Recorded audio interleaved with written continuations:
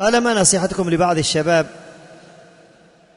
والشيابة لضياع الوقت لا سيما في رمضان؟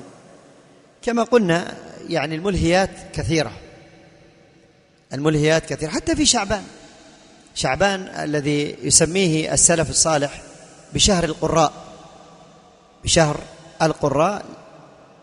ولما ذكر ابن رجب رحمه الله تعالى حديث أسامة بن زيد لما قال للنبي صلى الله عليه وسلم: يا رسول الله، لم أرك تصوم من الشهور ما تصوم في شعبان، قال: ذاك شهر يغفل الناس عنه ما بين رجب ورمضان. قالوا: كان النبي عليه الصلاة والسلام يكثر من صيام شعبان للتمرين حتى يروض نفسه لرمضان.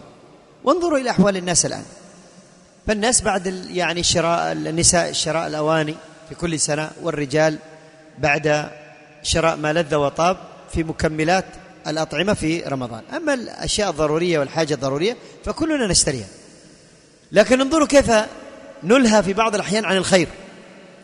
في العشر الأواخر من رمضان تزدحم الأسواق إلى الأذان، تزدحم بالناس من أجل نشتري شميز. طيب يا أخي، نصف ساعة اشتري شميز ونصف ساعة اشتري إزار، ما يحتاج هذا كله. لكن تجد هذه الملهيات التي ألهتنا، نسأل الله السلامة والعافية.